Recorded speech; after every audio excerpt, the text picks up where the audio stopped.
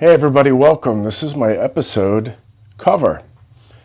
I thought about a couple different titles, Cover Me Up, Run for Cover. None of them worked, so we're just going to call it cover. Thank you for your submissions. I put it out there into the interwebs that I wanted to cover a song. And I actually think this is a really beautiful thing. It's something that musicians have been doing since the beginning of time. Trading songs, learning other songs, paying tribute through song, and leaving clues through songs. I happen to love this craft, and I did a record called Shelter, which was a lot of covers, originals as well, but what it was me paying homage to artists that I really admire. And I've heard people cover my songs, and I've covered many people's songs. And so what I wanted to do today is talk to you a little bit about this craft, because it's actually central to the songwriting toolbox. Now, when I think about it, I was actually really bad at covering people's songs, because when you start out, that's pretty much what people do, is they cover other people's songs, and I was terrible at it. Largely that was in the 1990s. I don't know what was on the radio, Smashing Pumpkins, things like that. Those are kind of difficult acoustic songs. And things really broke open for me when I started discovering basically the American Songbook. I had many discussions with people, debates rather, about melody versus content. What songs, when they're at their best, especially in the folk genre, what they are is their stories. And the melody versus content discussion that I would have with other songwriters is people really loved the Beatles. We All Live in a Yellow Submarine. Lucy in the Sky with Diamonds. When you have a melody like that, you can almost say anything because it's so visceral and emotive. If we look at a modern band, say like The Strokes, they have such a velocity to them that, the lyrics really come second. And I'm cut from a different cloth where lyrics come first. And so after checking out your submissions on songs that I should cover, I really zeroed in on tempo. Now, today I'm going to take you around my neighborhood and we're going to talk a little bit about this, because I think it's a fascinating craft. And I love the submissions, but I was looking for something a bit upbeat. Now, Neil Young once said it could take you 20 minutes to write a song or 20 years to finish it. And it's true. The covers that I've been a part of, I've done Eric Bachman, Crooked Fingers, New Drink for the Old Drunk, Toots. I've done Joe Strummer in The Clash. I've done the Pixies, Dan Byrne recently. And when you take something like this on, it's really up to you what you want to get out of it. So in my set, at the moment, I think I'm covering a Bruce Springsteen song, and I'm also covering a Bob Dylan song, which actually I think is more of a folk standard, called Moonshiner. Now, if you look at, say, Joaquin Phoenix, his interpretation of the Joker, we admire Joaquin because he added this different dimension to a character that we already knew. And covering songs is quite similar. I prefer to live with a song, and I'm going to take you today through the neighborhood of Red Hook where I live, and I'm going to explain to you what happens in my head as I try to get closer to the character, the protagonist, and the writer's side of a song. And please don't take don't take my word as gospel. I'm one amongst millions of songwriters, and I've always tried to approach it. I wouldn't say method acting. I would say like Joaquin and Heath Ledger's Joker in Batman. I think that with these guys, or Daniel Day-Lewis in My Left Foot, What's Eating Gilbert Grape, Leonardo DiCaprio, I always liked the thought that you get out of it what you put into it. So research seems central to all these people's process. For me as well, research becomes a really big part of it. Why? I think because I don't want to be standing up there singing some vapid, hollow, porous, phoning it in type of experience. That said, I've also gone on stage minutes before stage, hearing a suggestion from somebody and just, all right, guys, follow me. So that happens too. So it's not all, cerebral, right? The idea with a cover is to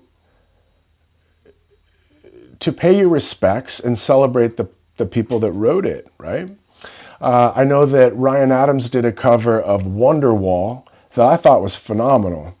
And when we look at people's contribution, basically, unbeknownst to the writer or the performer, what it often can do is it can offer a different dimension to an experience that you already know.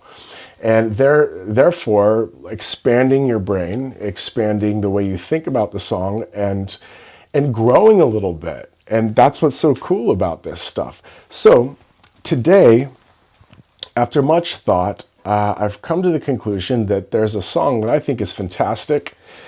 I think it came out in 2007. It was a big part of my band Pela's life in 2007, 8, between 6 and 8. 2006, 2008. It's a band from Minneapolis called The Hold Steady.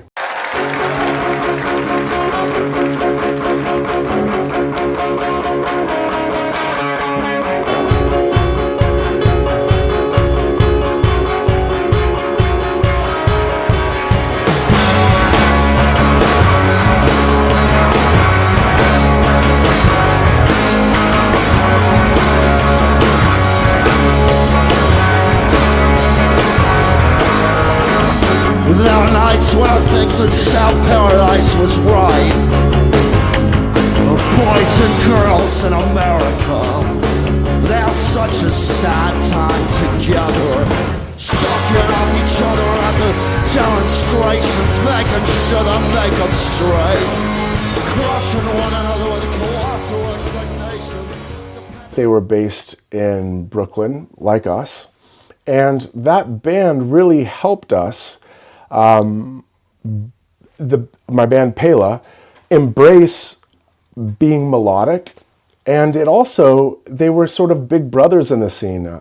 The singer, Craig Finn, he was sort of, I think, in his mid to late 30s when they broke. And I wasn't exactly young anymore at that point. And that's something that the music industry has laid on artists for years. They like to sell Billie Eilish. They like to sell young acts. And it's always been like that. It's the same with actors.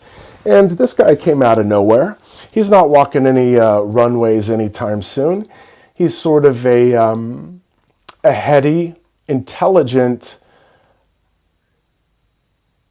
cerebral, slightly drunken rock and roll singer in the spirit of, dare I say, a Bruce Springsteen.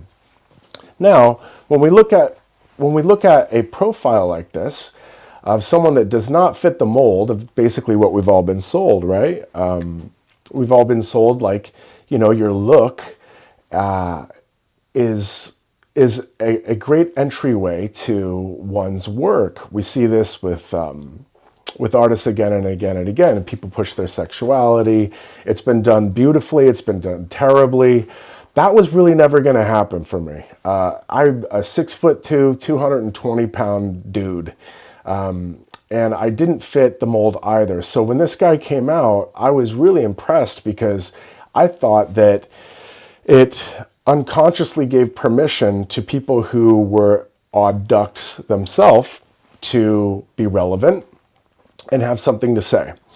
It was also rolled up in a reimagined new template for people to indulge in lyricism, which is something that really had been, in the 2000s, Interpol, Kaiser Chiefs, the Strokes, these bands ruled the land. And Craig Finn and the Hold Steady came out, and they had something to say. Now, was it in your face something to say, like a revolutionary protest singer? Not really. It was more of just like a focus on lyrics, which meant so much to me.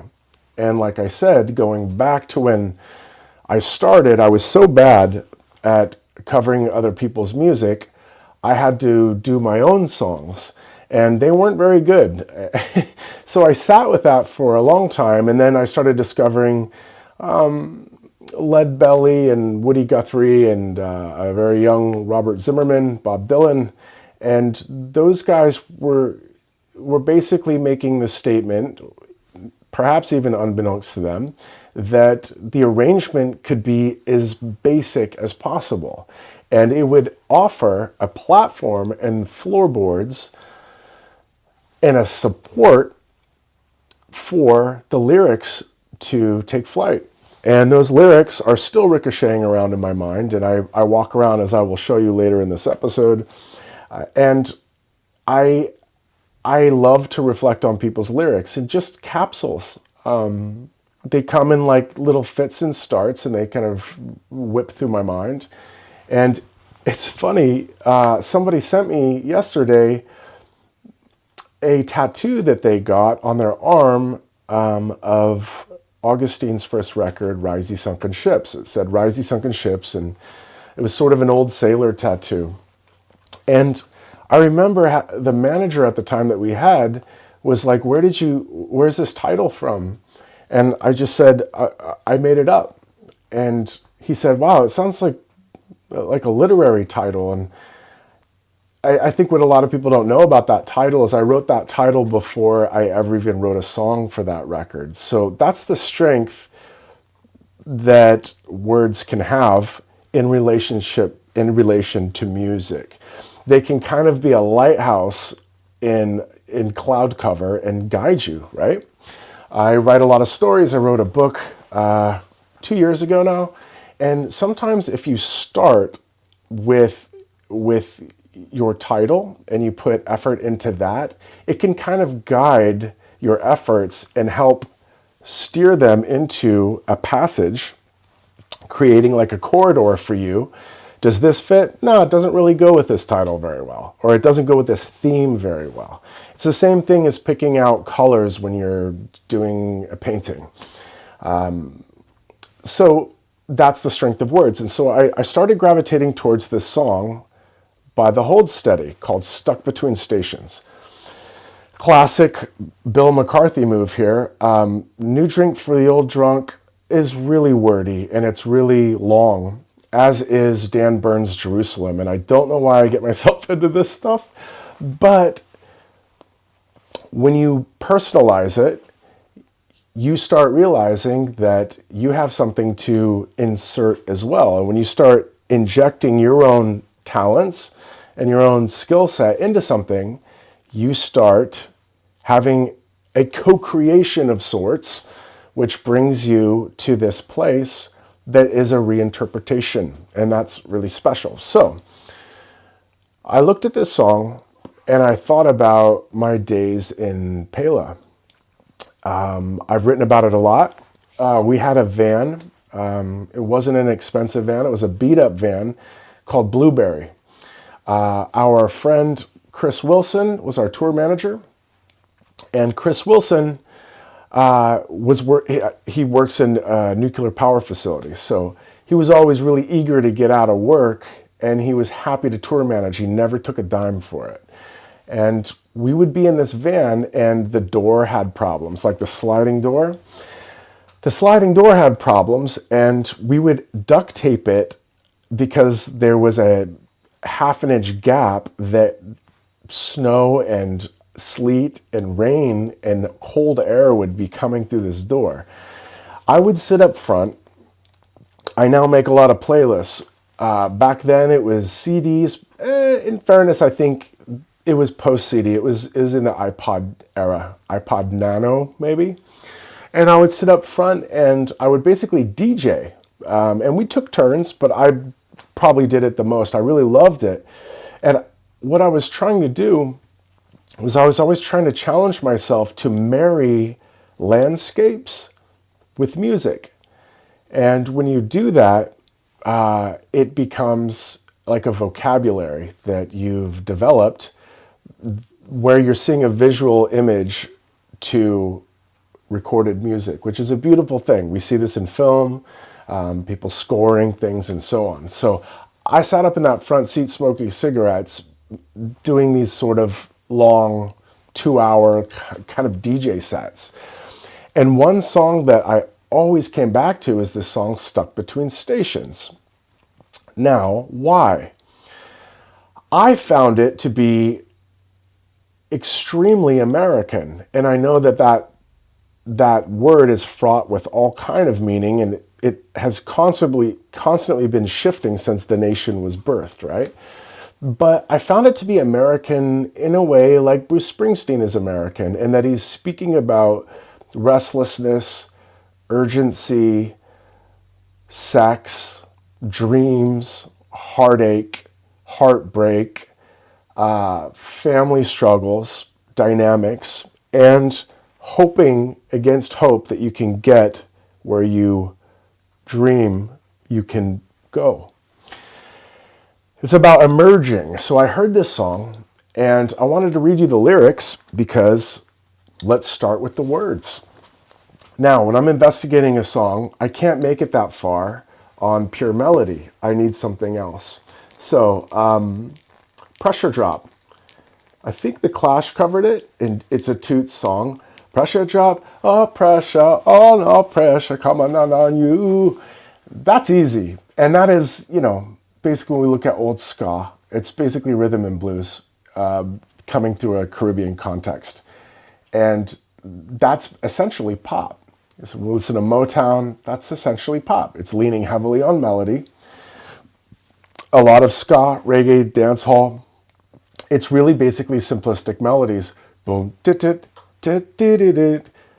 3 little birds up by my doorstep, singing sweet songs of melodies pure. And this is like a nursery rhyme, right? So what I love about the folk approach that Springsteen touched on, Patti Smith touched on, Bob Dylan touched on, is I think Bob Dylan probably realized he didn't have the voice of Van Morrison and that this was going to be his domain.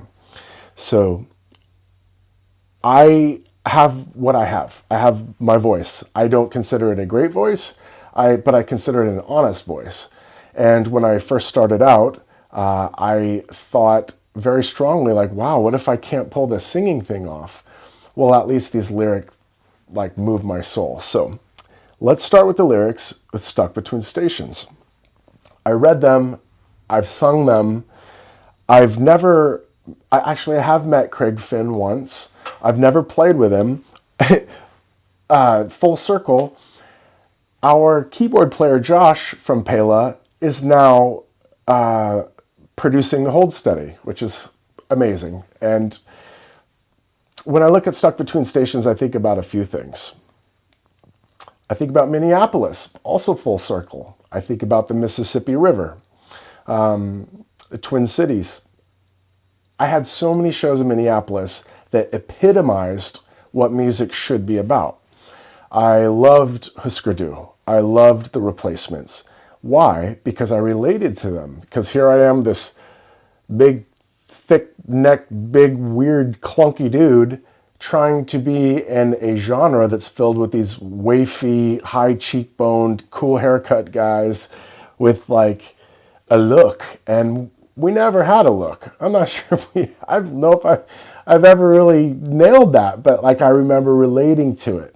So when I read these lyrics, and I'll expand on them more, they moved me.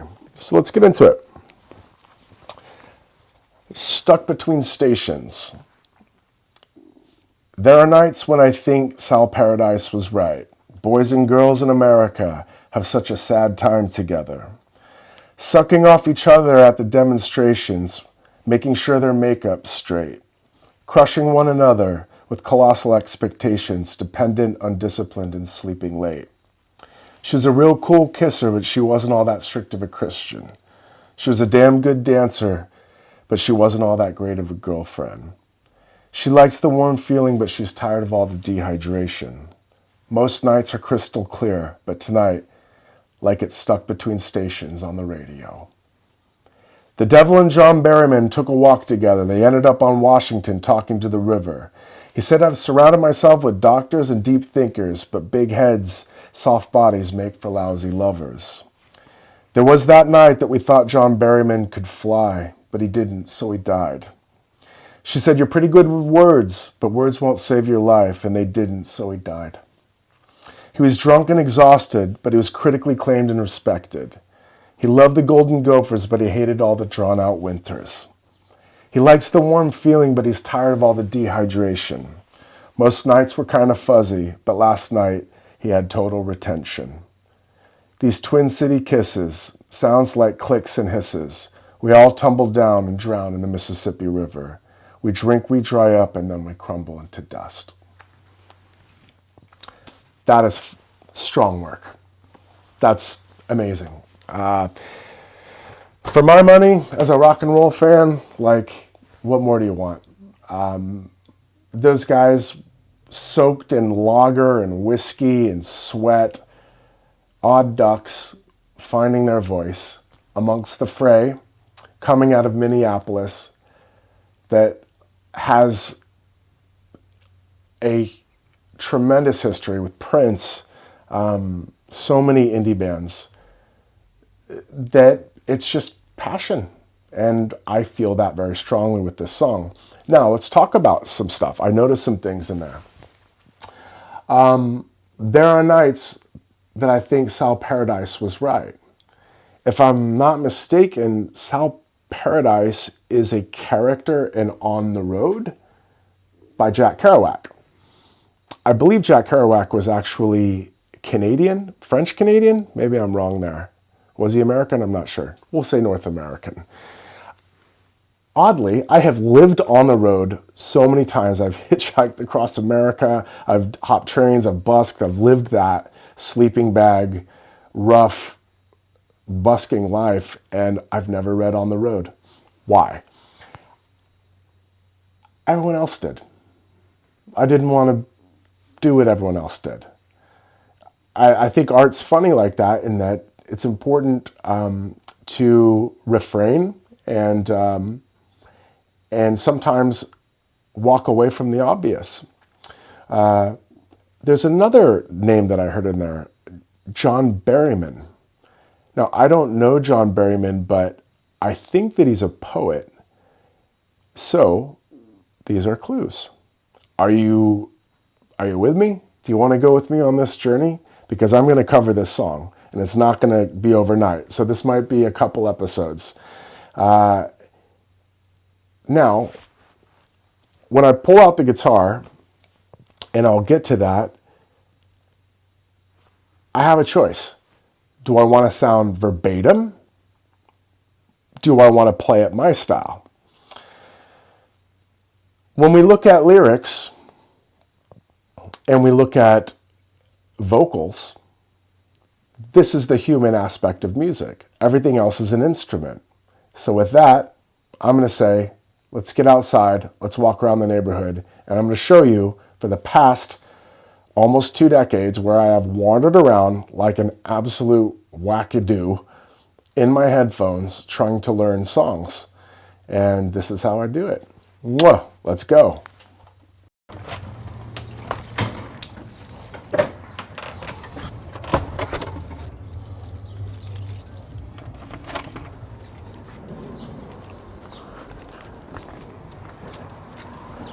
Ready? Let's do it.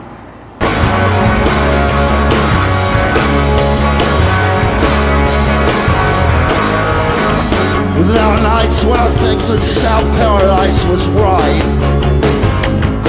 Boys and girls in America, they're such a sad time together, sucking on each other at the demonstrations, making sure the makeup's straight, crushing one another with colossal expectations, depending on discipline and sleeping late. She's a really cool kisser, she wasn't all that strict with